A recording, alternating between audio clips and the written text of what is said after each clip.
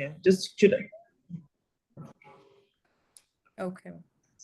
I've done that. I've admitted people in.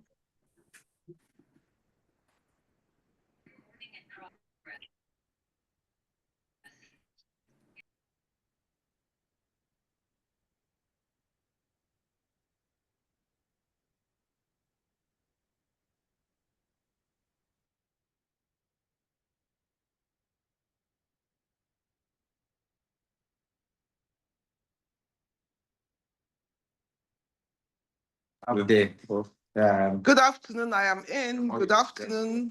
Oh, good afternoon. Good afternoon, Leonard Silk. Good afternoon. Good afternoon, Leonard Good afternoon. Elegant Silk, How are you, chairman man? of the committee. Good afternoon. Good afternoon. I'm just going to put myself on mute and silent until I'm required. Thank you. Thank you, Chair. Thank you. All right then. Thank you. Thank you, Good Chair. afternoon. Okay. Good afternoon, everyone. Distinguished speakers, Leonard Silt. My name is Inna Ali, and I'll be moderating this webinar.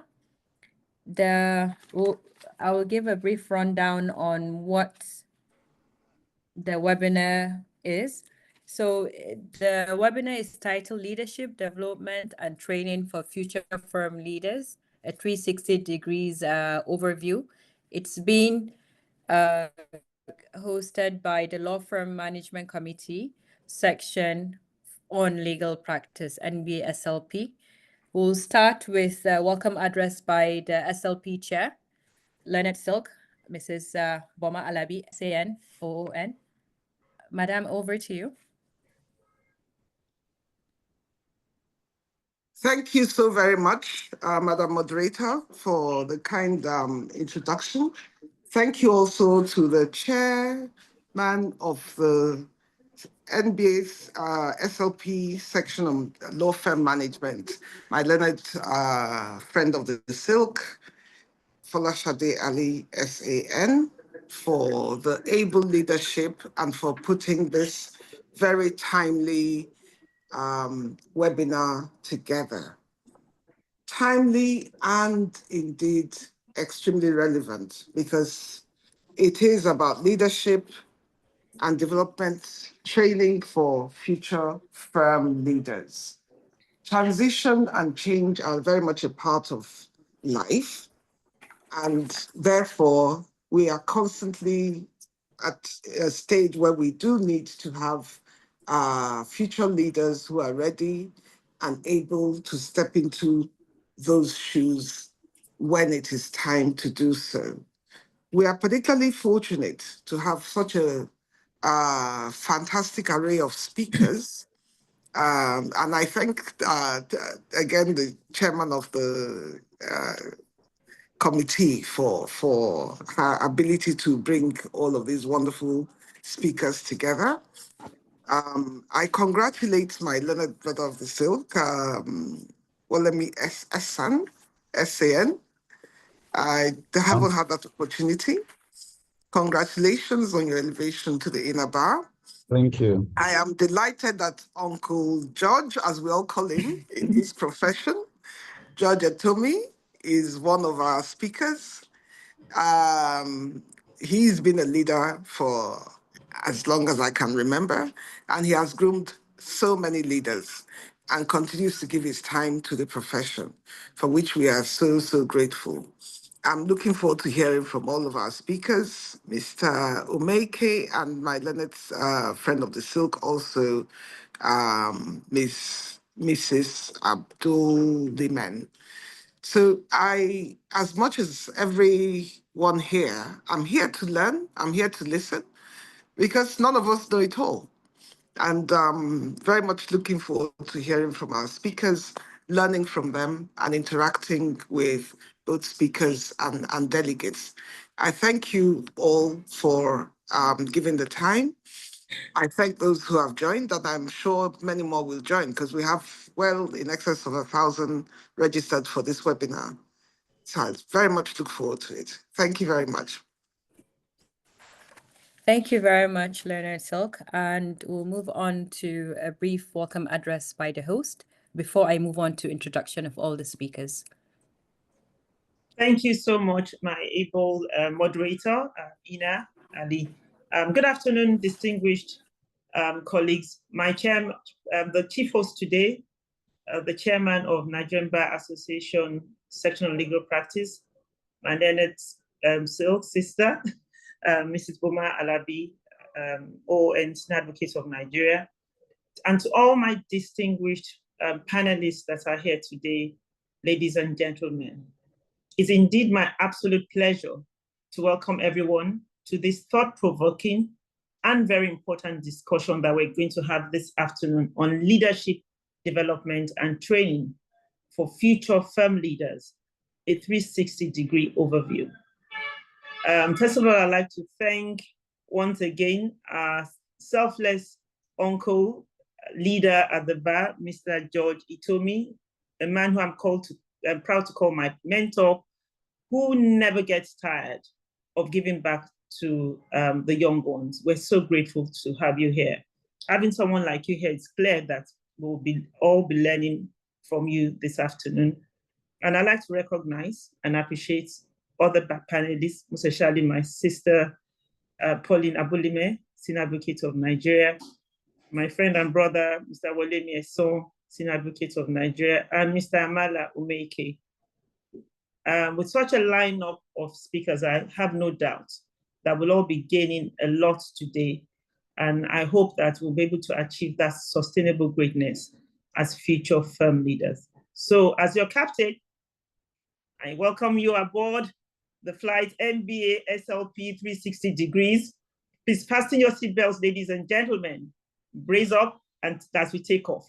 Now I'd like to hand you over to the exceptional cabin crew, ably led by the wonderful moderator, Ina Ali, Managing Counsel at Templars, who will take us through how we can all be future leaders at the bar. I hope we all have a successful webinar. Thank you all for joining. Thank you, Leonard Silk. For the benefit of our young lawyers and the very few that are not aware of the giants that are the speakers in today, I want to give a very brief introduction of all the speakers, or rather starting from the chief host actually. So Mrs. Boma Alabi, OON, is Leonard Silk, Senior Advocate of Nigeria, and she's the founding partner of Mara Africa Legal. It's a full-service law firm. She has decades of experience in international trade law, corporate governance, and dispute resolution. She has served as president of the Commonwealth Lawyers Association and is highly recognized for her contributions to the legal profession, both in Nigeria and the UK. And next up is another Learned Silk, Mrs. Folashade Ali, and the chair of this committee, the Law Firm Management Committee. She is a senior advocate of Nigeria and the founder and principal partner of Folashade Ali and Associates. She's highly known for her expertise in IP law, and she has a robust practice representing clients relating to trademarks, patents, and many other issues. She's also very active in advocating protection of IP in Nigeria and has contributed to a lot of publications on the subject matter. Next up, we have another Learned Silk, Mrs. Pauline Abulume. She is highly recognized for expertise in corporate and commercial law. She has a distinguished career representing clients in very complex litigation and arbitration matters. And she's also known for her contributions in legal education and mentorship within the Nigerian legal community. Next up, we have another SAN, Mr. Wolemi Esan. He's the Deputy Managing Partner of Alanwi Ajayi LP, is a leading law firm in Nigeria, and he specializes in energy and natural resources law with extensive experience in power sector reforms, project finance, and infrastructure development. He has advised at various governmental and private entities within and outside the country. Next up, but definitely not the least, we have a veteran within our legal community, Mr. George Itomi, fondly called Uncle George. I gather he's going to join us in a few minutes. So he's the founding partner of George Itomi and Partners, and he's had over 3 decades actually of legal practice with significant experience in corporate law, mergers and acquisitions, and infrastructure projects. He's held various leadership positions and he has mentored decades worth of lawyers within the NBA. He's also the pioneer chairman of the section on business law of the NBA. Lastly, but not the least, we have Mr. Amala Umeke. He's the founding partner of Stren and Bland Partners, where he leads the dispute resolution department. He has earned his degree from the University of Nigeria and holds, go ahead. And holds a master's in banking and finance from Queen Mary, University of London. He specializes in corporate dispute resolution, asset recovery, IP law, insolvency, and white-collar crime. He's also a licensed insolvency practitioner and also a member of the Business Rescue and Insolvency Practitioners Association of Nigeria. With this highly intimidating but very robust lineup of distinguished speakers, we're hopeful that at the end of the webinar, we'll be able to pick quite a number of insightful contributions that will help the future firm leaders. So I would like to begin with a question. Let me start with the last person that introduced, Mr. Umeke. So if you could go back to your early stages, the early stages of your career, what advice would you give to yourself to better prepare for leadership and responsibilities that come with the legal profession? Thanks very much, Ina. Can you hear me very well? Yes, we can. Very well, we can, yes. So I'm fortunate enough, unlike my seniors here, I still have a very early career. So, I'm not sure whether the question is well suited for me because I'm still at my early stages, right? But perhaps one thing which I would have told myself at the very beginning would have been to never underestimate the value of networking, right? As a lawyer. When you go to law school or when you're in the university or you're still in the law school and nobody prepares you actually for the business of the law, which as you progress in life, you then find out that actually that's a major component of what you do as a lawyer. And we acquire technical skills, which I will still talk about, very important. But there are certain things that you will not be taught in school, right? And so if I were to talk to myself at the very beginning, it would be to do more to acquire the business, the requisite skills in terms of the business of the law. And one of it is the power of networking. But like I said, I'm still at my early stages, so I'll probably listen to what the other panelists will have to say. Thanks. Okay. Okay, thank you very much. That's very true, the value of networking. So for Mrs.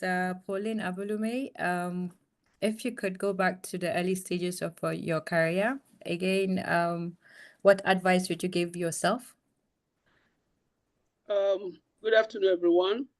It's my pleasure to be part of this webinar, and I'm excited about today's topic. If I could take the hand of the clock back as a young lawyer, I would certainly seek for mentorship, look for a good mentor that will mentor me, and that will provide me the requisite guidance, share experiences, and help me to navigate the complexity of the legal profession. I will also strive, if I could go back to my younger days, to develop my emotional and native intelligence. This is because as a leader, you need understanding to managing emotions, both yours and others, I will work on empathies, and I will develop my communication skills and conflict resolution skills. If I should go back to being a young lawyer again, I'm going to embrace seriously continuous legal education, because the legal practice is evolving day by day. I am going to embrace technology, serious technology, and I will not be resistant to technological innovation. If I could recall nostalgically as a young lawyer, when my principal told us then, that was about 24 years ago, that today henceforth, we should not use paper, we should be using the technology to deliver our jobs in the office. That means start typing. I resisted him like a wounded lion. I didn't want to change, because it was easier for me to write a brief with my pen than using a laptop. I could recall that the first brief I wrote then took me almost a month or two to write the brief. With one hand, I typed it. I think a week to the hearing of the case, I tried to print out my written address. Guess what happened? The thing disappeared. I couldn't find it, and nobody in the firm could recover the document for us. And you don't want to know what happened in court the day of the hearing. So this was a disaster. But thank God today that I am computer literate, that I can do things on my own. I can type, and my office now is on autopilot. I can even do illustrate everything now. It makes it much more easier being technologically inclined in running your law firm. If I still have to go back again, I will work seriously on my network. Sorry, Mr. Leonard, so sorry, your video is not on. You want to see me? Yes, please. Okay. Yes, with pleasure. Yeah, I'm going to work very hard on networking. It's very, very important. Network in the legal community and outside your legal community. I will develop it and ensure that my network is strong and solid. And I still have to go back again. I will involve myself in a being a volunteer, to do so many things like pro bono work. That one broaden my horizon in developing my skill as a lawyer. And again, if I still have to go back again as a young lawyer, I will advise myself to be prepared, because for me, preparedness supersedes opportunities. As a young lawyer, I was exposed to many opportunities I was not prepared for then. So if I was prepared, I'll be able to grab it. So my advice to myself is that be prepared. So when the opportunity arises, you grab it. So that's what I would do if I have to go back again as a young lawyer. Thank you very much. Very, very, very, very insightful, especially on the emotional intelligence, the empathy side of leadership. That's very, very true. Mr. Isal, would you like to please contribute on, if you could go back to the early stages of your career, what advice would you give yourself to better prepare? Okay, thank you very much. Ina, can you hear me clearly? Very loud and clear. Thank you. Okay. So like my colleague said, my own career is still very young. So I'm not sure that. Well, first off, I should first thank you for inviting me to speak today. It's a great privilege and honor that I don't take for granted. And I think the younger generations of lawyers should count themselves extremely lucky. Lucky in the sense that we did not have the opportunity of platforms like this growing in the profession, where we could learn from seniors. So we were limited to what we could observe or what we were taught by our direct principals. Unlike now, where the world has opened up and we can learn from a lot of people. Now, I will say that I've been extremely lucky in my career, and God has been extremely kind to me. And I'm not sure there is much, I would tell my younger self, because some of the things that I would have told my younger self, I just happened on those things very young in my career, and those things have put me in good stead. And I'll give you a good example.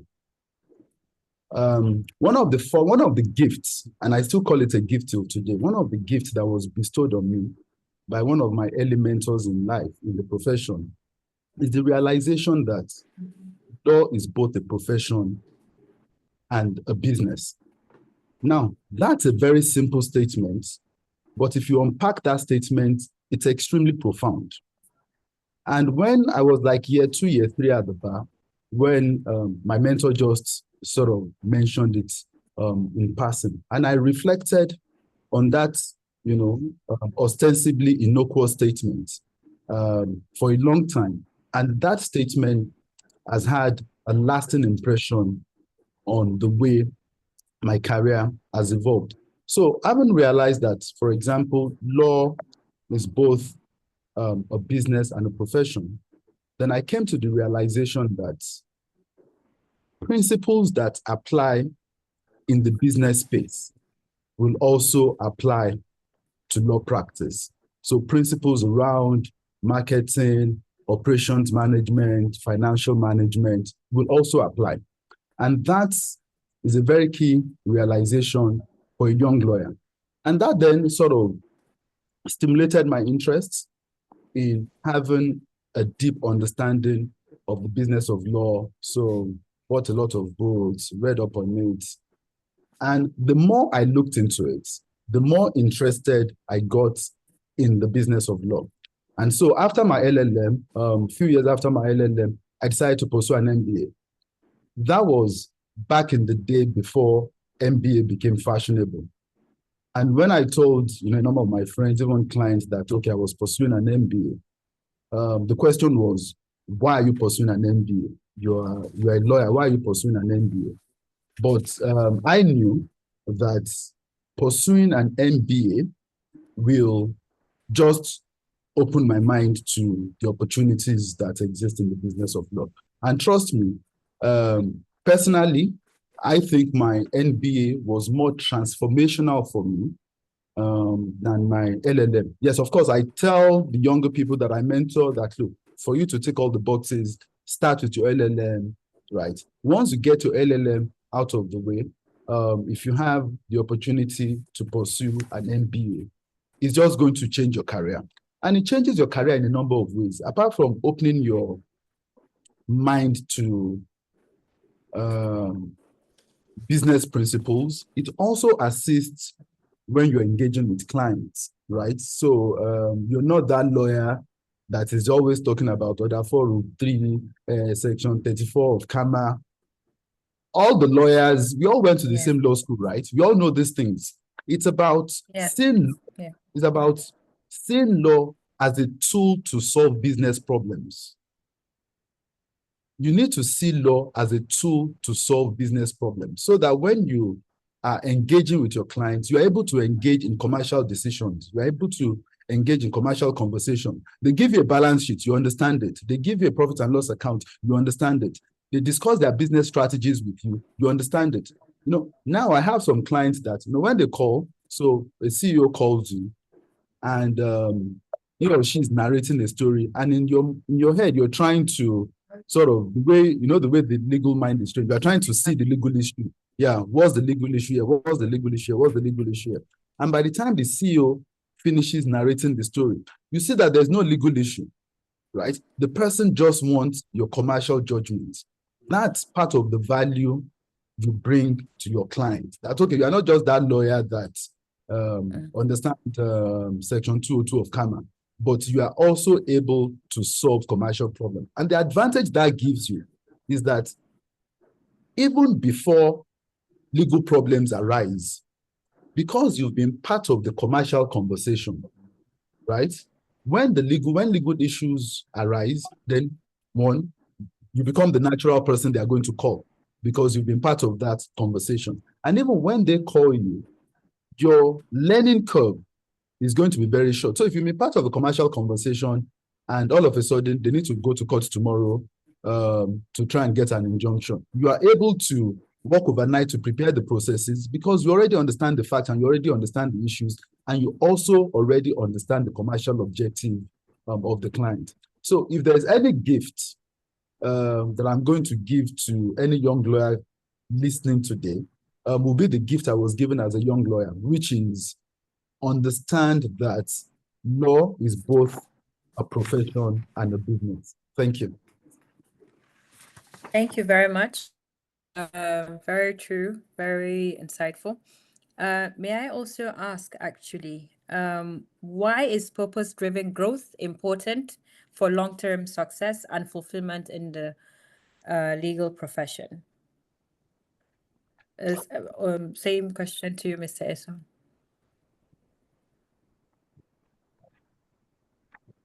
You're muted. Sorry. This is a very interesting question. Interesting in the sense that law, again, one of my mentors said something very interesting, and I'll keep emphasizing what I've been told my mentorship, because those are what I've been told by my different mentors, because I think mentorship is extremely important in this profession. So one of my mentors once said to me, law is not a jealous wife, but a possessive mistress, right? And once you see law as a possessive mistress that demands attention 24/7, that then begins to shape the way you interact with the law. So back to the question, why is purpose-driven growth important for long-term success? Law is if you want to do law well, it's a very, very demanding profession. And if you are not purpose-driven, it's very easy to get distracted. And it's very easy to lose focus. But when you understand that, look, law is a long game. Law practice is a long game. It's not a short-term, it's not a short-term play. It's not a sprint race. It's a marathon race.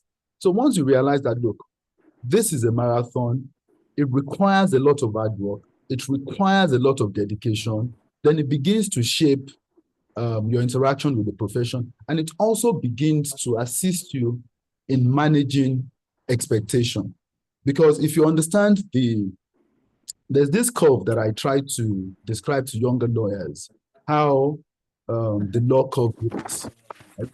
It's very slow at the bottom. So if you look at this, so if you say this is the time horizon, and let's say this axis is the vertical axis is the money axis, and the horizontal axis is the time horizon. Initially, it starts off very slowly, right? And it's at that point that a lot of people drop off the profession, because there's a price to be paid at that initial stage. But a lot of people are not patient enough to pay that price, and they drop off.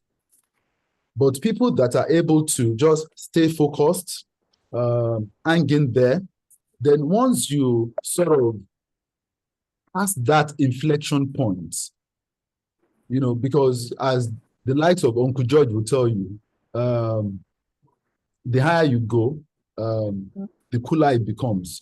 But it's just being able to be focused, be driven, and understanding the price to be paid for the initial stages. You know, there is no shortcut. If you're not driven by long-term success, maybe law is not for the person.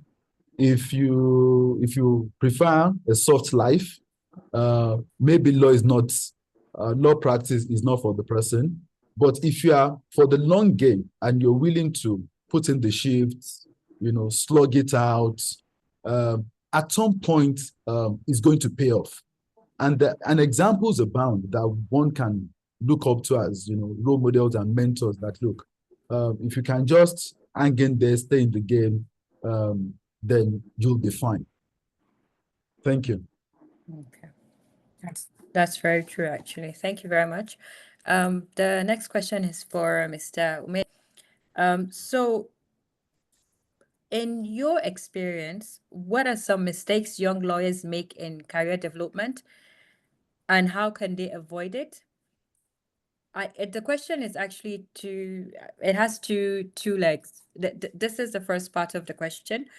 And the second one is, what advice would you give to young and mid-career lawyers who feel overwhelmed by the pressure to excel across various areas all at once?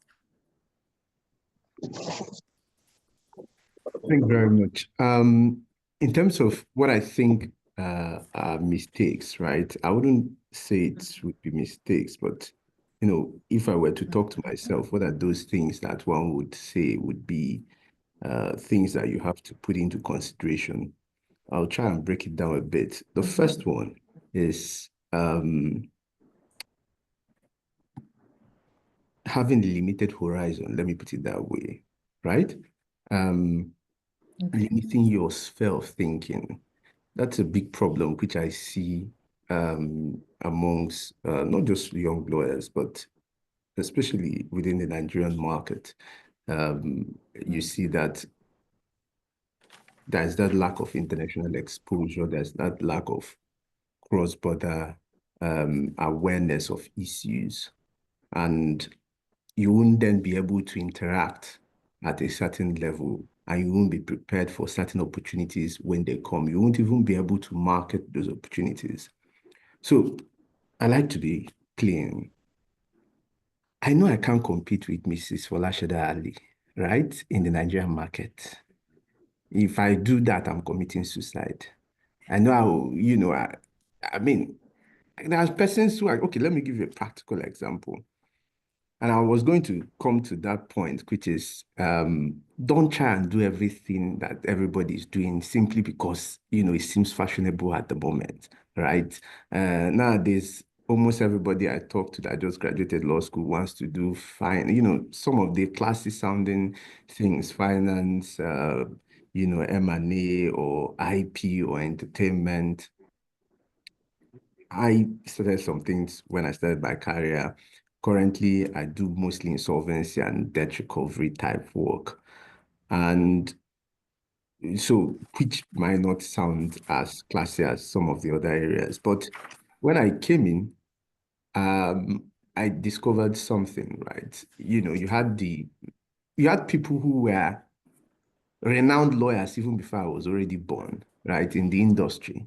So I had to ask myself, how do I challenge these persons? If I'm going to market a bank, for instance, the person plays golf with the MD of the bank already, maybe become an ACN, for instance, in the dispute market when I was still in primary school. So you ask yourself, how do you compete? Because that's a valid question. How do you compete at that level with such persons?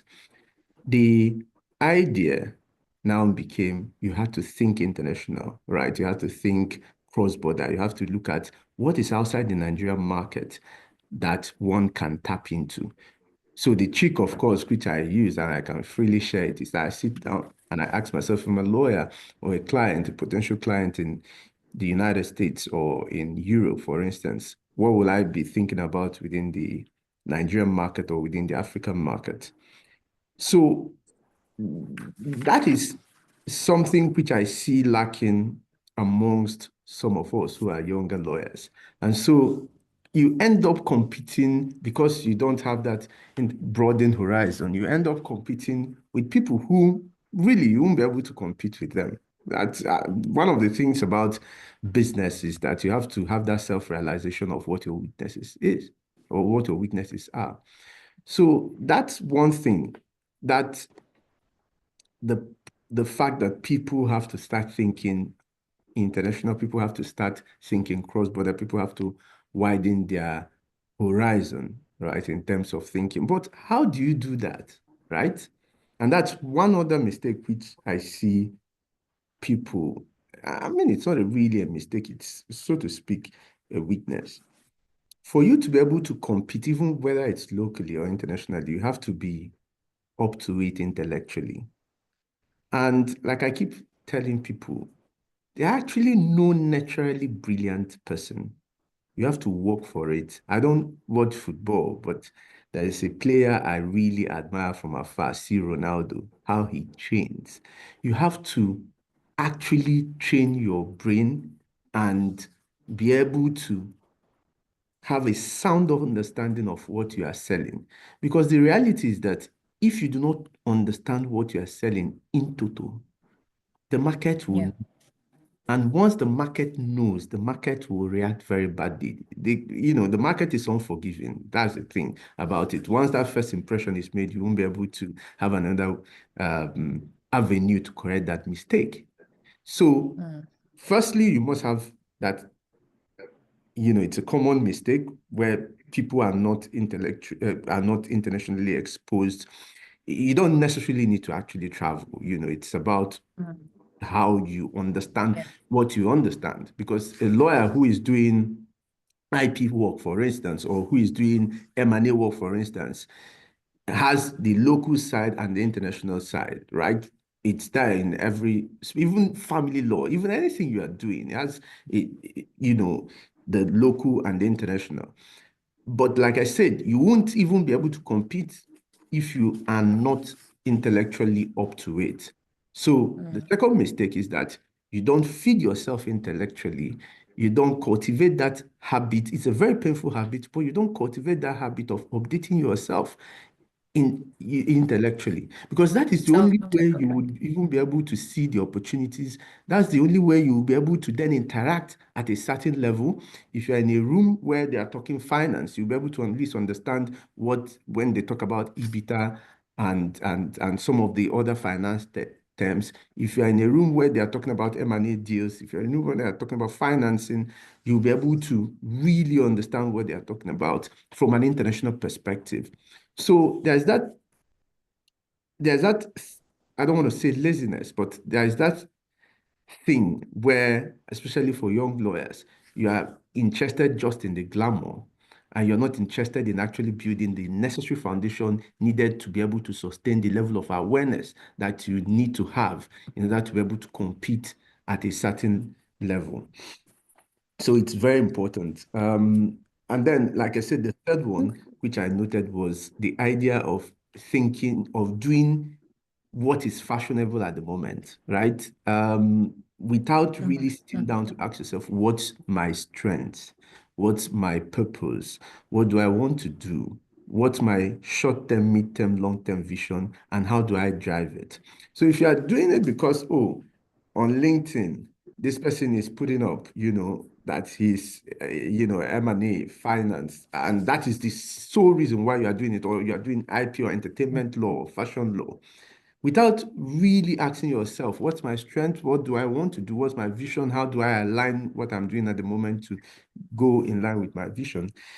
Then at the end of the day, you find out that you're not living your life for yourself. You're probably living it for, as they say, the gram, right? So that would be in terms of vision. I think the other question you asked was an advice. Sorry, if you could repeat that. I didn't get that. Advice about pressures across board. Actually, just on common mistakes that young lawyers make in career development and how they can avoid it. But I think you touched a bit on that already. But if I may go back to what you mentioned about cross-border and the global environment. So the global legal environment has definitely evolved in many ways through technology, cross-jurisdictional, multi-territorial law firms, and the likes of it.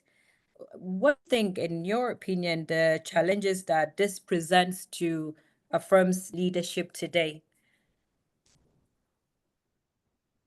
The firm's leadership. I wouldn't really see that in terms of challenges. I actually would see that in terms of opportunities, right?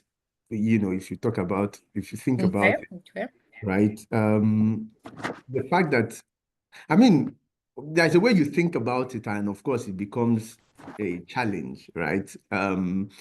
The increased globalization has made law firms in Nigeria, for instance, and I think in sub-Saharan Africa, it's opened the doors, so to speak, for international law firms to perhaps poach lawyers, associates, senior associates, even partners in law firms in Nigeria, and get them to become increasingly engaged in what is happening within law firms. Perhaps that's a challenge. Obviously, one of the issues that you think about is the issue of migration, or what we call JAPA. But I don't actually see that as, I think these challenges are infinitesimal, or, are minute, compared to the opportunities that globalization and technology has presented. Okay. You can sit down in your office, right? And you are talking to anybody from any part of the world. As I'm talking to you currently from Frankfurt. I'm in Germany at the moment, right? And I'm able to speak to you directly here, right? So I think even from a legal perspective, right? I think that what has actually happened is that some of the issues that would typically just be from a local perspective has actually come up in the forefront from a global perspective. And whenever these issues arises, these are opportunities for lawyers, right? We talk about AI, for instance, as being one of the trending topics. That means that there are opportunities for lawyers to now specialize in AI, right? And like I keep saying, it's just about you asking yourself,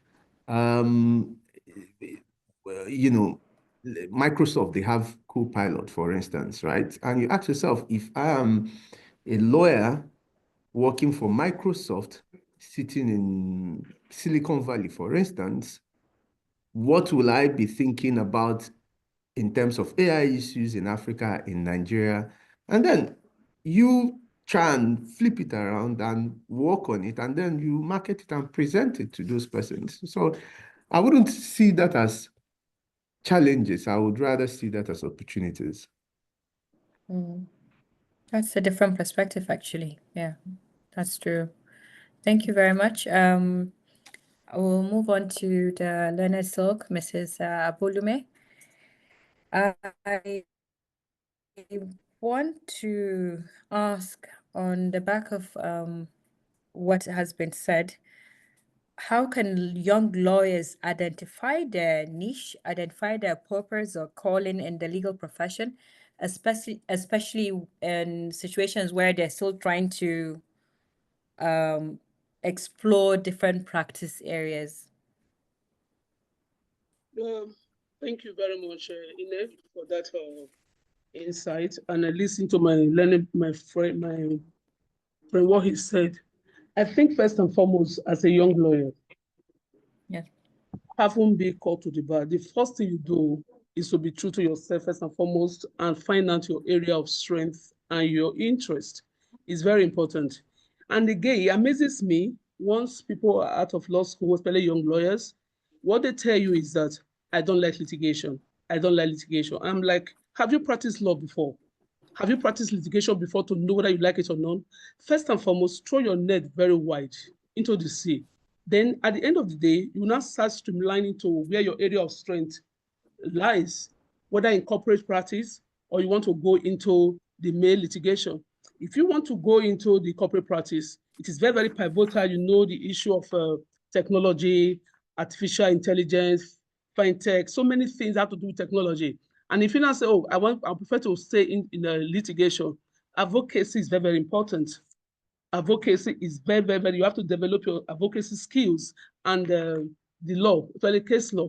And for me, I advise young lawyers, you do not have to cram the law on your head, but you must know where to find the law where the need arises. That is what makes a very good lawyer. Then you have to know, continue with your network. That is building your network, which I had earlier stated. Network is very important, both within your community and the legal community. And you have to, then after you have practiced for at least 5 years, that brings me to mentorship for young lawyers. Mentorship at least for 5 years. Then have you done that, you'll not be able to know where your interest lies, where you want to specialize in. Specialization is very, very key, because we will not end up to being a jack of all trades and becoming masters of none. Then again, you have to focus again on the work balance, which is very important. That means divorcing your work life from your private life. You have to settle it because your mental health is very, very pivotal at that point in time.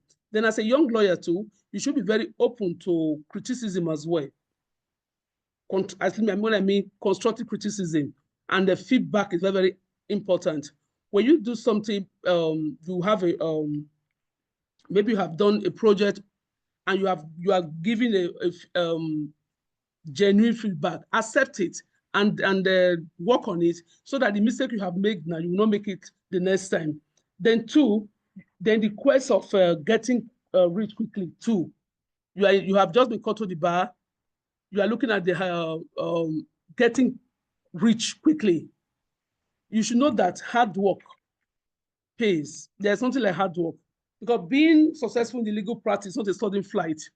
You have to, if I burn your midnight candle, you have to work. And the reward for more hard work is more hard work. You have to be very, very hardworking, be focused and purposeful to know what you want to achieve in the legal practice. And again, don't just see law as a practice. You have to look at the business aspect of the law, the business of law. Like the other speaker has stated earlier, there's something they call business of law. You apply other principles that applicable in other areas of business. So as a young lawyer, once you're out of the law school, attach yourself to a law firm, get mentorship, learn from people's experiences, not from yours, because most times when you learn from your experience, it's very, very painful.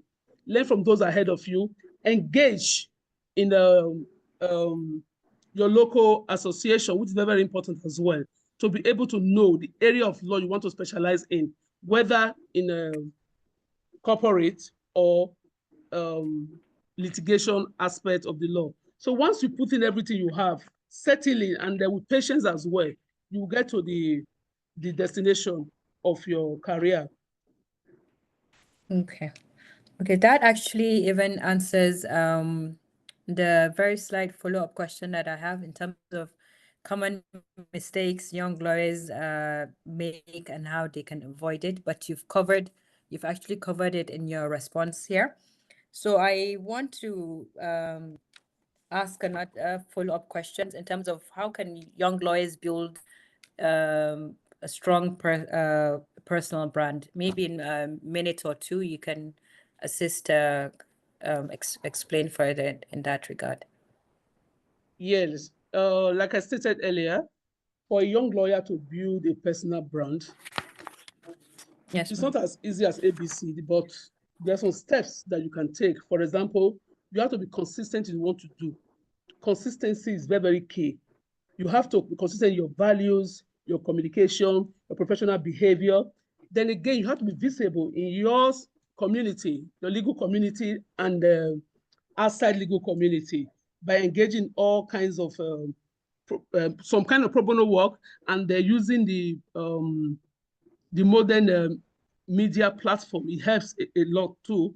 Join the league, them link up to your other alumni. It has a way of bringing to visibility as well. Then you have to be authentic as well. Authentic, because it's only you that can be you. If you want to imitate any other person, you become a photocopy of that person. It's only you that can be who you are. Be your real self, be true to yourself, professional, and maintain a very ethical standard and decorum at all times in all the assignment given to you. Whatever assignment given to you, you must carry it out dutifully, whether anybody's looking at you or not looking at you. Then you have to engage in building your own reputation as well as a leader. Then your character too is key. You have to be a man of character or a woman of character rather than of reputation. And it will help you to become resilient, smarter, and more capable of being who you are destined to be. And hard work, and it does not kill. And the reward for hard work is more hard work. Like former U.S. Secretary General Condoleezza Rice he says, if I could quote that, struggle doesn't just threaten us to strive hard times. It's also the key foundation for true optimism and accomplishment. Hard work, there's no substitute for it at all. You have to be dedicated and committed to whatever you do. Thank you. Rightly so. Yeah, thank you very much. Thank you. I understand that Mr. Umeke has a hard stop of 4 p.m. So I would like to pose one last question to him before we proceed with the rest of the questions with the other respective speakers. So, Mr. Umeke, I want to ask you as a closing question, actually, what does being a well-rounded lawyer mean to you? And why is it important for a future firm leader? So what I understand is that we need the right mix of technical competence, leadership skill, people skills, and business development skill. The concept of being a hunter or a farmer or having the hybrid of both. So, in a nutshell, what does being a well-rounded lawyer mean to you? Thanks, Ina. For me, I think you've even said it, right? For me, that has to do with a lawyer who, and the reality is that for you to be a successful lawyer, you must have that. You must have the technical competence. You must have the right leadership qualities. You must have the right people and business development skills. And maybe I'll just break it down under 1 minute. Now, the reality, and I've mentioned this, is that you can be a go-getter. You can be what they call a rainmaker. You can be somebody that can come in and be able to sweet talk people into doing whatever you want them to do. But you see, and I've seen this in practice, right? My job, my obsession is to study the market, study whether it's Nigeria or abroad and see the gaps and all that, right? So I've seen that, you have people who are actually, who has that magnetic skill, right? But when you then test them in terms of their core competence, you find out that you find them wanting.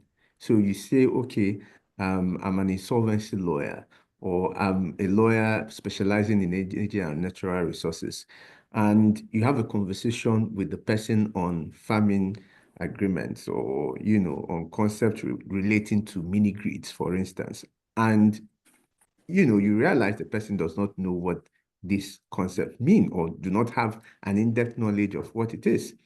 And so, as if I'm a client, I would take a step back and I say, look, this person, permit me to use the street palace. This person is boboing me, right?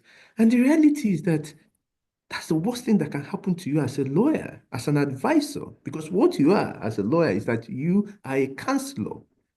You can't counsel somebody if you don't know what you're talking about, isn't it? You won't be able to advise the person if you don't know what you're talking about. So, and like I said, once the market realizes, and that's the thing, that's if you don't take away anything, there's this obsession and nowadays everybody's talking about business development skills and all that. And I then realized that people are no longer equipping themselves technically. So if you can't take anything away from everything I said today, first of all, especially if you're a young lawyer, try and build your foundation. Because the reality is that with the law, as you grow older in the profession, as you get as you no longer get younger in the business, you find it more and more difficult to equip yourself mentally because you are distracted with so many things. And you realize that it's those things which you had as your foundation that will take you to where you are. So it's, for me, it's important that for you to say you're a well-rounded lawyer, that you have the required core competence in order to be able to have meaningful conversations. Obviously, you need the right business skills, like I said. So, and that's a problem with like the business, right? You need to have it all. So you can be a fantastic, technically sound lawyer, but the reality is that if you do not have the ability to market your competence, if you don't have the ability to sell your competence to the market, you die poor. And unless I don't have a problem with that, if you decide that that is what you want to do, that's fine. But if you decide that you want to enjoy good life and be, to have all the goodies of life, then you have to have that skill to be able to translate what you know to a product that can be sold, and at least when the market sees it, they will want to purchase it.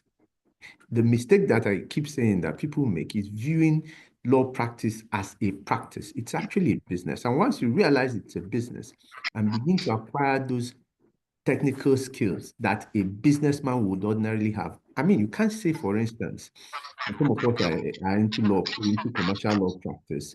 You can't say that you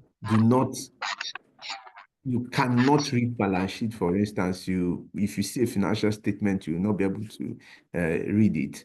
Those are things that I think you need to have. So for me, it's a compendium of all the required things. You need to be technically sound. You need to be business savvy. You need to be able to network. It's very important. Anybody that's telling you, anybody that's telling sorry, I think I'm getting distracted. Anybody that is telling you not to network or that it's not important, that person is lying to you. Law, it's about who you know. Your next client can come from anywhere. So if you develop that networking capabilities, that ability to be able to sell yourself at whatever forum you are, I think you will do yourself a lot of good. Thank you. Fantastic. Thank you very much. Thank you for indulging us today. I can see Mr. George Itomi has joined us, Uncle George, as he's fondly called. He's the veteran of all veterans, over 40 years in practice, I'm sure much longer. And before we begin, I would like to wish you a very happy belated birthday. I think 71 and still going strong. Uncle George, can you hear me? Yes, I can hear you, Ina. Thank you for the compliment. Thank you very much for joining us. I'll dive right in and ask you a few questions. The very first one would be, if you can go back to the early stages of your career, what advice would you give yourself to better prepare for leadership and responsibilities that come with the profession? Thank you very much. Let me first of all apologize for coming late. I had actually sent in my apologies before time. I had prior commitments, and Ina, you didn't tell them I'm standing in for my wife. So she didn't prepare a paper, but I'm going to do my best to represent her. And please, Ina, when you call her, tell her I did make her proud. You did fantastic. Yes. Okay. I live as a practical example of what the demands of making a successful practice out of a very uncertain environment like Nigeria is. Very briefly, I started my career at Chris Ogumanja & Co. And as we all now know, Chief Ogumanja was the you can call it the progenitor of modern day commercial law practice. So I cut my teeth there, and I thank God for it, because that really shaped who I have become. When I was about to leave him, and I told him I wanted to start my practice, this was in 1983. I had worked there for like roughly 4 years, from December of 1979. And he was very fatherly towards me, and he was wondering why I wanted to leave in a recession. I didn't know what the difference was, but I just felt, I mean, if you had to do something, you had to do it. But I learned some abiding lessons when I was there. To make a success out of practice of law, there are 3 ingredients you require. 1, to get the job in. 2, to do the job to the highest professional and ethical standards. The 2 must go hand in hand. And 3, you must be you must get paid for it. The three must go hand in hand.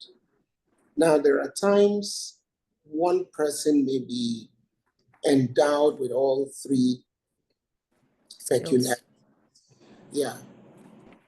But other times you may need to get that combination. So the assessment initially comes from you. To get the job in, you must be sociable, you must be articulate, you must make your rounds, join the clubs where you meet people, promote you, go for your law conferences, make your contacts. Just don't be afraid to make that step. Understanding that not making the step is a sure thing, but making that step could yield to dividends.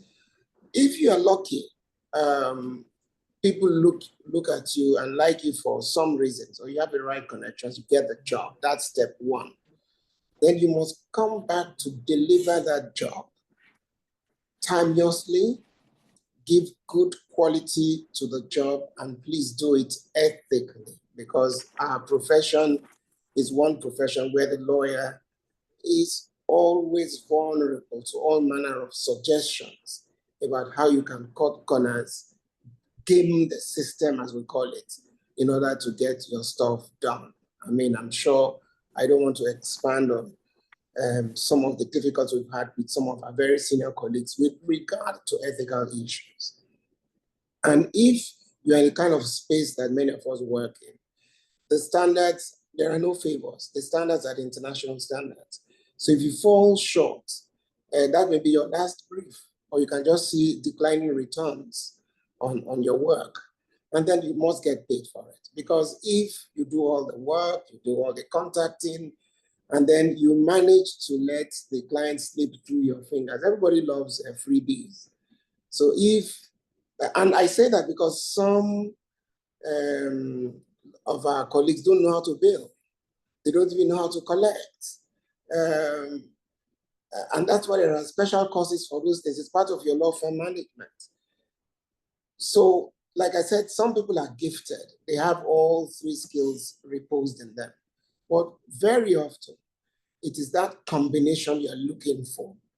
So identifying colleagues who have those individual skills is important. So to make a law firm rounded and complete, whoever is in charge of managing the law firm must ensure that these three skills are reposited somewhere within the firm.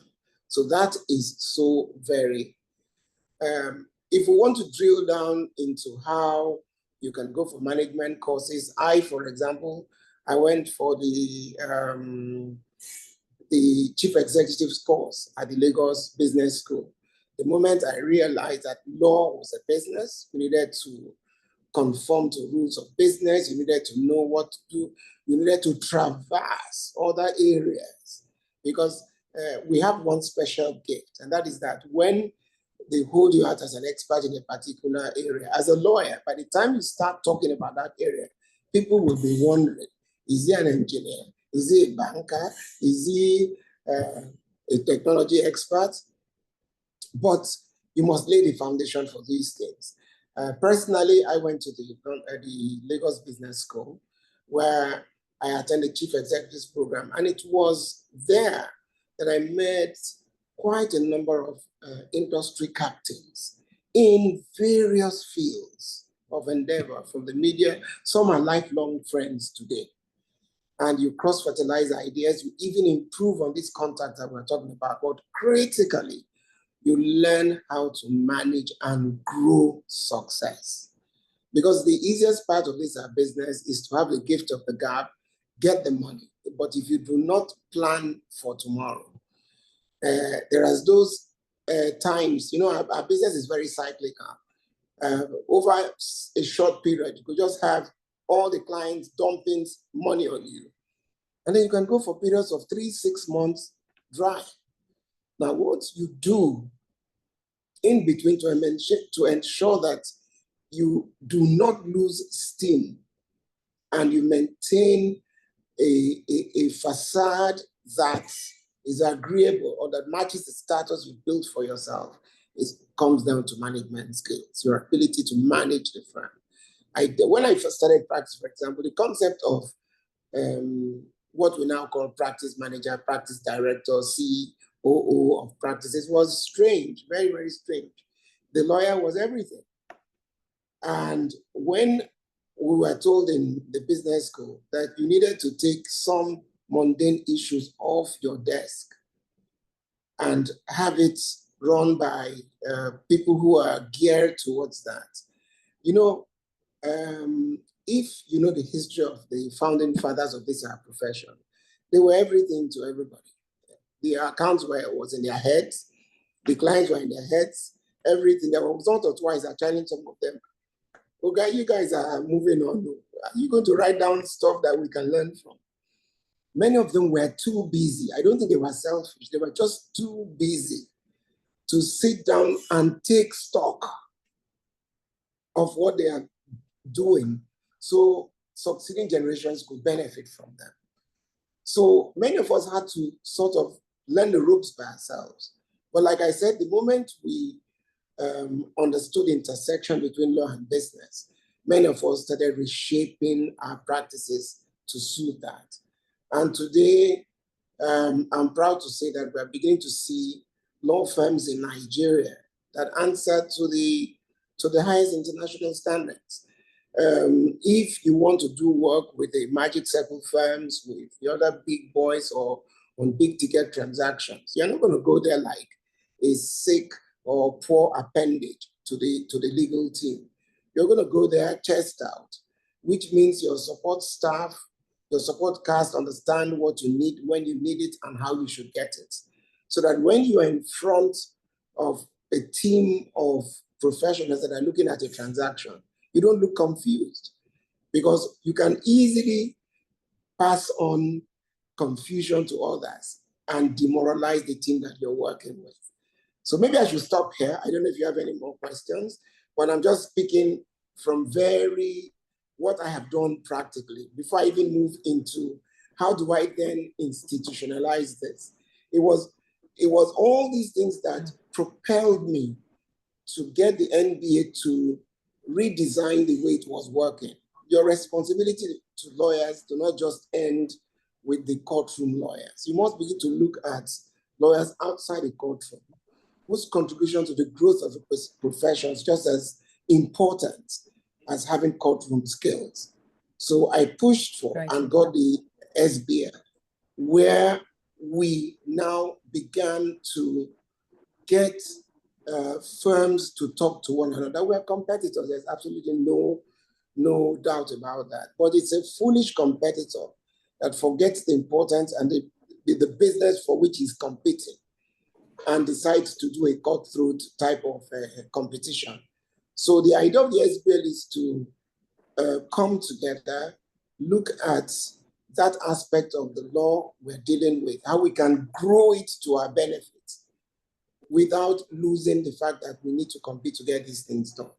And so far, so good. I stand here nearly 20 years after the formation of the SBL to thank God for the fact that this lesson has permeated. And I'm glad that succeeding generations are beginning to look at law from a perspective that, look, my competitor is not the guy in Abuja or Calabar or whatever. It's that guy in China that you don't know. That guy in Japan or the US or England. Thanks to technology, they don't even need to come into your territory to compete with you. And so far, so good. We're holding out our own, but there's still a lot to be done, because law is life. And as new growth areas emerge, we must adapt ourselves to suit all those emerging trends. And we're beginning to see that with the way learning within our profession has suddenly found new life. But there's still a lot to be done. Absolutely, absolutely. Thank you very much for those words of wisdom, George. In fact, you've answered. I'll just repeated, but you've already covered it. You've noted down some, I mean, based on your experience, you've noted down some of what it means to be a well-rounded lawyer. You've mentioned the three issues, the three skills of getting the job done, doing the job to the highest level, and getting paid for it. So my follow-up question was actually, what does being a well-rounded lawyer mean to you in terms of getting the right matrix of technical skill, leadership skill, people skill, and the business development skill side of things? But you've beautifully covered it. If you want to add a bit more, it's will be to listen yes. in. What I would And then add, sorry, okay, go ahead. Sorry, go ahead. I thought you had finished. Just a slight footnote question to add to that is just in terms of the current realities right now, what are some of the common mistakes you see young lawyers make in terms of career development, and how best they can avoid it? Okay. Quickly on the question of what I want to add in addition to what I've just said before. Like I close with saying that law is a living subject. So you may just find that new areas of law which you never learned in school or in the first how many years of a practice just suddenly emerge. There is no shame to it. Go and refresh yourselves. Get experts in. I'm glad Wolemi is here because because we work together in the power sector. When the bids went out for the privatization of the power sector, there was no precedent for it. All, without exception, of the potential investors at the time got foreign lawyers to prepare them for the bids, negotiate the transactions. It got to a point where, in our own case, the firm we're working with, in the early stages, would not even sit on the same row with us, because I think they wanted to make it a point that, look, we know this stuff, these guys don't know this stuff. We got power experts. They ran crash courses in the firm on the power, and then we went further courses, and that's how we started developing our skills. And how many years later? Almost 12 years later, all the Nigerian firms are almost exclusively managing that space, and it's a huge space. I can see that happening with the digital currencies and all the other things that are going on right now. So continuous, a relentless pursuit of knowledge must be a sine qua non for whatever we're doing. If you look at it with the best of intentions, if you did 5 years of hard law learning, 5 subjects a year, 25 subjects, you okay, add 4 more for your master's or 5 more, 30. But the areas of human endeavors that you have to cover is uncountable. So there's no rest period. And let me just sort of take that on to what the younger lawyers are doing. Some of the early mistakes that I see many of some of our younger colleagues do, and I don't blame them in some cases, because at times in their attempt to fight the harsh environment in which they work, they show palpable impatience about this learning thing that I'm talking about. How many lawyers know that you truly don't have a free time? The fact that there is no work on your desk at any material time doesn't mean it's free time. It's actually research time. That's when you go. Luckily, everything is on your fingertips. Everything is on your phone. Everything is on the internet for today's generation. In my time, finding the law was a big deal. In fact, there was a book called Finding the Law. That was one of the things you needed to arm yourselves with. How you go into the library, how you search, what you are searching, the book. It was that difficult. Now, by the time you type in the first 3 words of what you're searching for, the whole thing just comes out. So there's really no excuse for young lawyers not to apply themselves. The difficulty is, yes, I went through that as a young man. You have your needs, and this applies more to the male lawyers than the female lawyers. there's a lot of pressure here. At some stage, you want to get married, but you don't want to get married until you're able to look after your family, and you know, all sorts. So, and then somebody comes to tell you, oh, there's a crude oil lifting contract here. We need to get in between. There's a currency transaction, you know, and all that. You get diverted. And at times, that's where you usually run into trouble. Because you're a lawyer, people depend on you. You go and give your name, they put you in a chain of payments, or you receive money and you're paying people, and then you fall foul of the laws.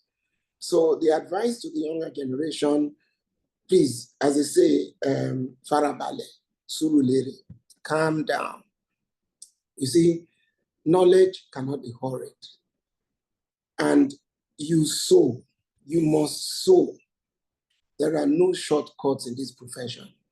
Again, I always like to use, well, let me, now my sister Folashade is there.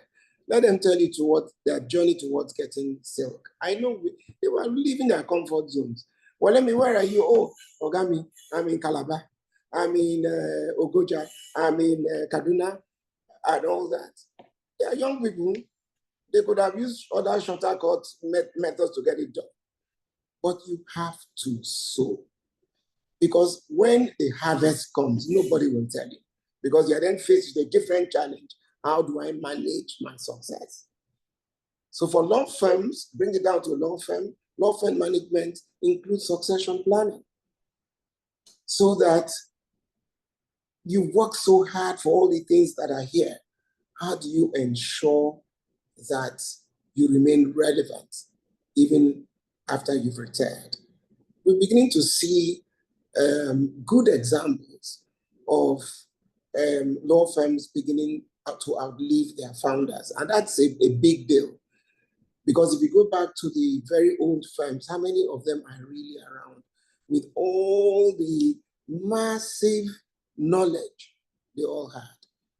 Our time must be different. Like I told you, if your competition was here, we would have minded.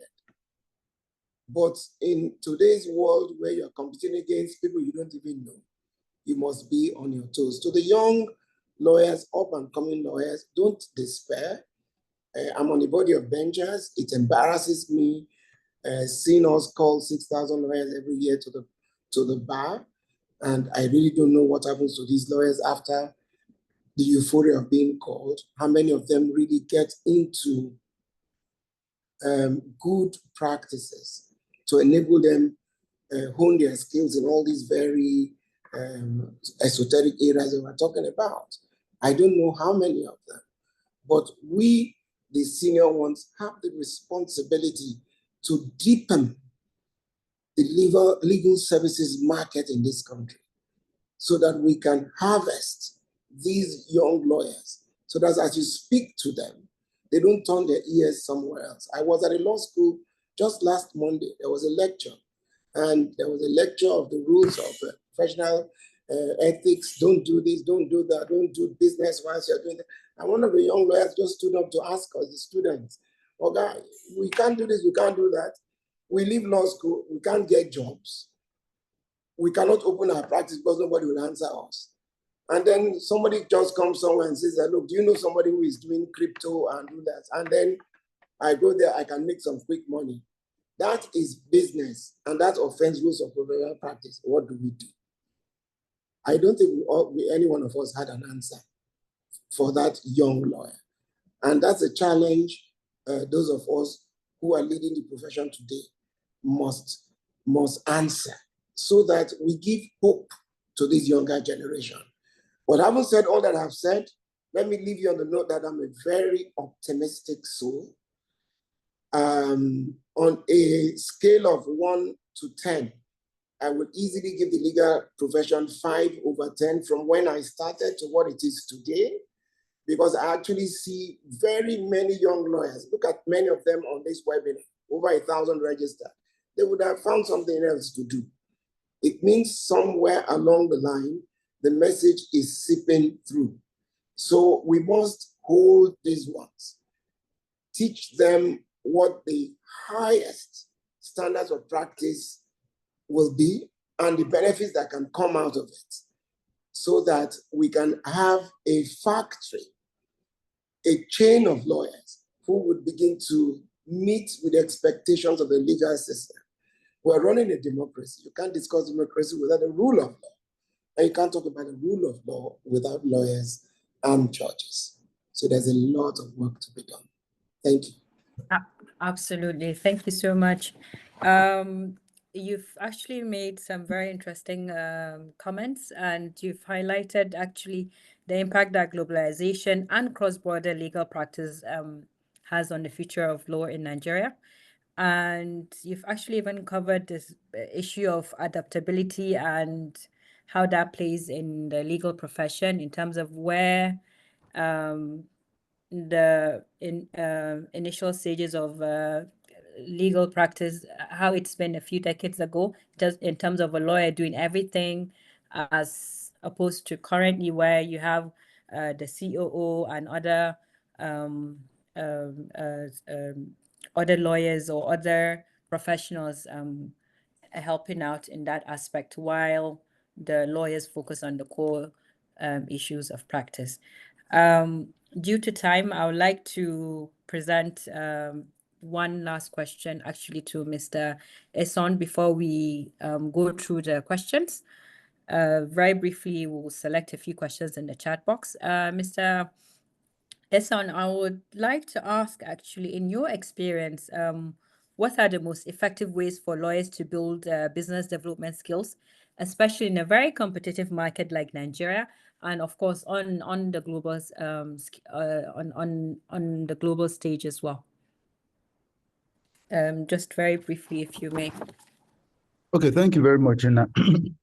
I think you're trying to set me up, asking me to speak after Uncle George. Because I don't know what else I can say that. Well, let me have my shadow. Don't worry, just speak. Good afternoon, Uncle George, and happy belated birthday. Thank you very much. So, you know, I think we've touched on, you know, all the speakers have touched on different elements of your question. I think the starting point is for lawyers to realize that law is both a profession and a business. And once you know that it's a business, then you begin to incorporate business principles into how you practice law. So, for example, to build business development skills, you do all the things you need to do. Okay, you do your SWOT analysis, right? That's bringing in business principle. What are your strengths? What are your weaknesses? What are the opportunities?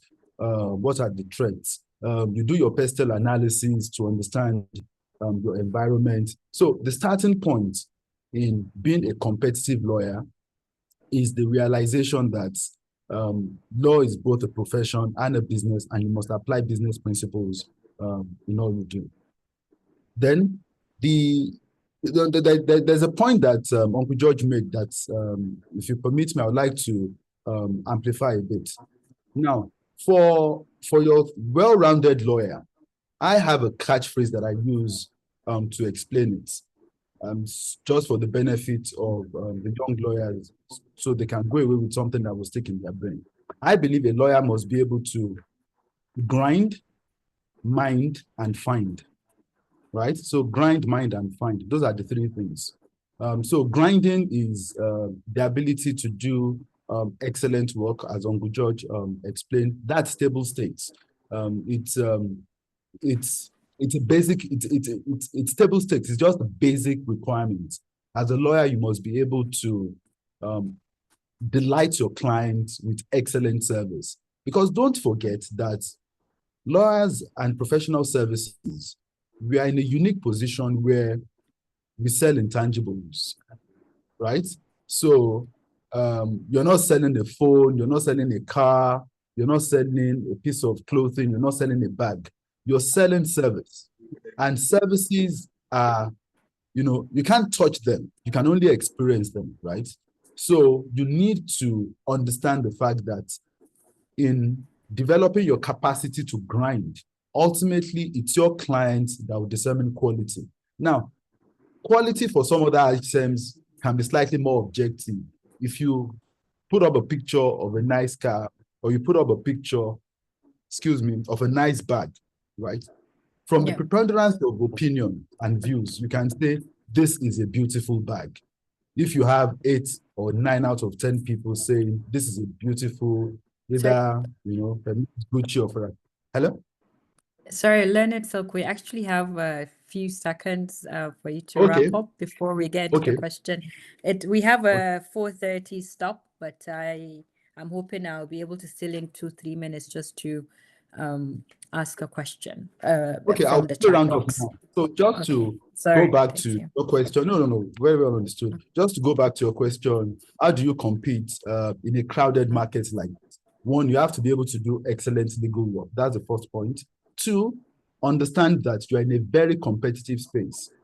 As Uncle George said, Nigerian law school will churn out about 6,000 lawyers every year. And you're competing with them. If you're not competing with them today, you're competing with them tomorrow. They've read the same CAMA that you've read. They've read the same Land Use Act that you've read. So you need to understand the competitive environment that you're working in. Then you also need to know that law is a relationship business, right? Lawyers, you should compete. And you know, I like the point Uncle George made about not competing on fees and then dragging the profession down. Let's compete on relationship. Let's compete on good work. And so as a young lawyer, you need to know that law is a relationship business and you have to be embedded with your client. And you need to understand the concept of client care. Are you responsive?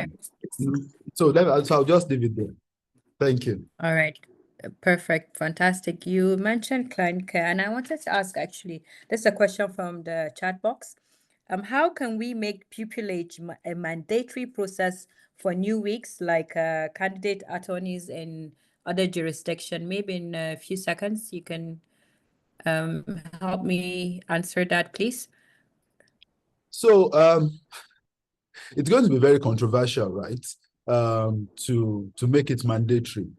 And a number of reasons one can give to that. And I think Uncle George alluded to one of them. You don't even have enough top law firms to take these people. The other day, I was doing an analysis of the law firms you can call top law firms in Nigeria. Let's say you take 100 of them, if you want to be generous, right? If they take 20 lawyers each every year, which is a stretch, if they take 20 lawyers every year, that's 2,000 lawyers. What happens to the 4,000? So if you make this mandatory, the question is, okay, where are they going to do the pupillage? And you see this in environments where pupillage is mandatory. For example, in the UK, for you to become a barrister, you need to do pupillage. As developed as that market is, people struggle to get in. And that's even for a developed market. And, you know, now bring that to a market like Nigeria. It's a fantastic idea, don't get me wrong. But the question is, do we have the infrastructure to support it? And the basic infrastructure is you must have pupil masters to send the pupils to. And in a market where there's a dearth of well-structured firms and pupil masters, and you then make that mandatory, you know, there's going to be that disconnect. That's what I think. Thank you.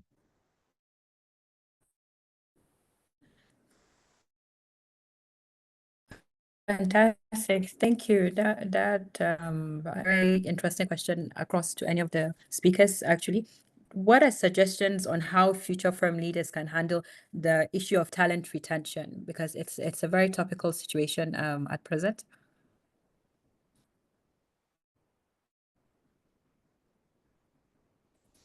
At the risk of hogging may I also present okay, sorry, just the second question actually, so that I can present it to the speakers. In terms of what are the last question, what are the practical steps to develop good communication skills and likability? So the first one is obviously the issues of suggestions on how to handle talent retention. And then the second one is just steps on how to develop communication skills and likability. To any of the speakers. So you were speaking, please go ahead, Leonard Silk. Yeah. Okay, I can take the first one. I can start with the first one. Okay. So for talent retention, one needs to understand that there are pull factors and there are push factors, right? And so, so pulling being The talent is being pulled by external forces, and push meaning the talent is being pushed away by the firm. Like a marriage, it takes two to tango, right? And so talent retention, yes, it's an issue for law firm leaders to focus on and come up with the right strategy to manage it. But at the same time, the talent must be willing to be retained. Definitely. The talent must be willing to be retained. So if you're in a world where I don't think the people that retained us as young lawyers, as talents, went above and beyond to retain. There must be that fundamental love for the profession. And when I engage with associates or even mentees, what I look out for is whether that fundamental love for law practice is there. If it's not there, you can't give it, right? If a talent doesn't want to be retained in practice of law, there's nothing you can do about it. That's the honest truth. Law is like being a lecturer. You can't talk people into becoming lecturers. You can't talk people into into staying in law practice. It's either the person wants to practice, and when you choose to practice law, you must take everything that comes with it. Hard work, sleepless nights, disappointment, heartaches, client issues, mental resilience, right? If the talent is willing to do all of that, and the only issue is, okay, maybe I want to leave the profession because of money, we can have a conversation about money. If the issue is, I can't see my way to the top, though I love this profession, we can have a conversation about that. I can't see my way in terms of growth. We can have a conversation about that. But there are some things we can't have a conversation about. Not being a hardworking lawyer, there's no conversation to be had, right? It just simply means you're not interested in law practice. Or you want to be a lawyer and at the same time, you like soft life. Sorry, law practice is not for you. That talent cannot be retained. But if you have talent that is willing to put in the hard work, to burn the midnight candle, to keep reading, then we can have a conversation about what can be done to retain you in the profession. Thank you. All right. Thank you very much. That was very useful, the comments. The very last question, actually, before we wrap up. My apologies, we are running 5 minutes late. We were meant to close at 4:30. I have the last question again. Let me just repeat it. What are the practical steps to develop good communication skills and likability? Perhaps maybe either Uncle George or Mrs. Abulume, if you could maybe in a minute present your response on that, please.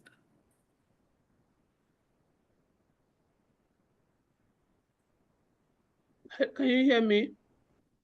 Yes, we can hear you right now. Yes. Yeah, like every speaker had said earlier, so developing your communication skill is very, very important.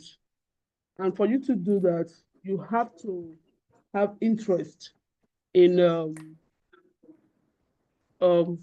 people, relationships, which is very, very pivotal, and 2, in research as well. That means continual legal education. Like I stated earlier, if you want to remain as an advocate in court, you cannot escape being very good in communication. Your advocacy skill must be superb. It's very, very important. There's no way you can avoid it. So if you want to be in corporate or any other aspect of law, that communication, technical expertise is very, very pivotal. You cannot escape those two skills, because no matter how good you are, if people don't see you or you don't sell it, nobody can buy from you. So you have to be able to sell a product to your targeted audience or community. So it is very, very important that we should be able to learn how to communicate with one another, whether be in the legal practice or outside the practice, by being cautious to one another, learn to use the appropriate words, be patient, and respect the boundaries of others as well. It is very important. If you are talking to somebody and you're not respecting boundaries, the person can pull out and just shut out. So that is pivotal as well. So for me, really, whether you want to remain in corporate litigation, you want to be in fintech arbitration, you must develop that structure, that leadership pathway, which is very important to ensure that your business of law is sustained and they attain the legal excellence. Thank you. Absolutely, absolutely, very true. Thank you very much, Shara. Yes, go ahead. Just add quick points on the issue of, there's this question, how do you retain talent? Again, I give you myself as an example. When I finished from the London School of Economics, I got a job offer, like many of my colleagues who were with me, from American law firms. This was in 1979. Don't panic when you had the dates. $30,000 a year. Oh, it was like I was over the moon. I rushed to my older brother to say, oh, brother, I just got a job. We got $30,000. I was just generally genuflexing. Older than me looked at me, and when I finished on my floor show, he said, sit down. He said, and then he just gave me a lecture on how the future. Yeah, go do what you want to do abroad. Yeah, they will probably just suck the best out of you. And when they're done with you, you will just plateau at a certain level because they have these glass ceilings for people of your type. And then, by the way, go back home. Nigeria is still a growing economy. Personalizing it, we lost our dad when we were very young. We need to go back and establish the name. Anyway, the grace of God, I listened to him. And so many years after, if you ask where we all are today, and this is not peculiar to me, it's peculiar to all those talents who decided to stay back. Don't kid yourself. Almost all the founders of the major law firms did have offers to go and do abroad. But ask a simple question today. Does any one of them regret that they turned down those offers? The answer is an absolute no. Because there is no partner from a major law firm who, if he sends a message out to anybody, any other law firm to say, please, XYZ, get in touch with me, they will Google you up first, or they will get it. But is there any guarantee that you would have had that sort of courtesy if you are with them? You would have been so stratified, you would not even have get to know who the senior partners are in your firm. That is, if they've not thrown you out early. So that lesson still abides for the younger generation. We know things are tougher because when this argument comes, they tell you things were easier in your time. Not necessarily so. You must decide for yourself what you want in life. Pace yourself. Am I going to be a better version of myself 5 years from today, 10 years, 15, 20? How do I see myself? I still think that for an economy that is still fledgling, where there's so much room, in spite of our numbers, in absolute terms, we don't have enough lawyers for our populace. That's true. So the potential is still massive. If you are not here to be on ground to be landlord, don't blame it when foreign lawyers come. These foreign lawyers who are coming, knocking on our door every day, they are seeing something we are not seeing. So for the young lawyers, calm down. Like I said, the men are the ones who tend to be restless about this. But they must have a more long-term future. I'm not saying going abroad is bad, but even when you go abroad, keep it at the back of your mind that this is a long-haul business. If you don't come back to where you are better valued, you may just go into oblivion when it matters the most. And by that time, it's too late to fight. In terms of people's skill, how communication, it's your everyday thing. It's upbringing, your ability to just your general manners, the way you speak, the way you present yourself, even when you go for seminars. Till today, after I've spoken, at times I go back and look at the recording, and all I'm doing is could I have added, removed, or done better? So that's self-development is a continuous exercise. It requires a lot of discipline. There's a courtroom, well, let me can tell you about the courtroom skills even better. how you get the attention of judges. They will tell you 70% of a lot of those decisions that come out are discretionary. So it is your ability to convince them to exercise that discretion in your favor that distinguishes a good lawyer from an outstanding lawyer. Absolutely. And on the commercial side of things, your writing skills, go for all these things. There's no shame in the matter. I always tell my lawyers, if you ask, you will, even the Bible says so, knock and it shall be open, seek you will find. But if you keep it to yourself, you are too shy, you are too reserved, you are too whatever, you will wallow in let me say, in ignorance. And as sure as night succeeds day, day succeeds night. If your time passes, you can never get it back. Because the hungrier younger generation will replace you. Yeah. Thank you. Absolutely. Absolutely. Thank you very much for those very thought-provoking additions to the last question. I would have loved to keep on going with the conversation. I think part 2 series is ripe, and we'll consider that in the future in terms of leadership development and training for future firm leaders. I would like to appreciate every single one of the team members who contributed to making this a success, the chief host, the host, and SLP Secretariat. I would like to just close by just reiterating the objectives of the webinar, basically just to highlight the importance of technical leadership, business and people development skills required to be a thorough future firm leader. And I would also like to believe that the distinguished speakers have offered practical methods for identifying one's drive, and they've also contributed into the discussion in terms of purpose-driven growth in achieving a balance of the career objectives and beauty of knowledge cannot be hurried. In terms of everything takes time. The reward for good work is more work, and the issue of having a very good conflict resolution skill in terms of having high empathy or having a high emotional intelligence in terms of balancing the leadership responsibility that comes with the practice of law. While at the same time, the distinguished speakers have offered advice to young and mid-career lawyers on attaining the calibration required to make a success out of being a very robust future firm leader.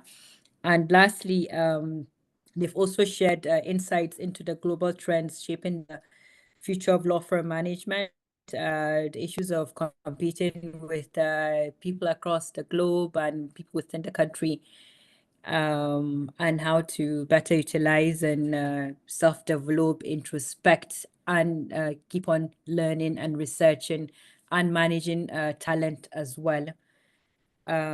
With that, actually, I would like to bring to a formal close the webinar. I'm not sure if the host, Learner Silk, Mrs. Folashade Ali, do you have anything to add? Nothing at all, but to thank everyone for joining. It's been very interesting webinar, and I'm quite sure you've all learned something. But thank you all for joining. Many thanks to the speakers, especially Uncle John, George, Itomi, Walemi, thank you. Pauline, we're very grateful.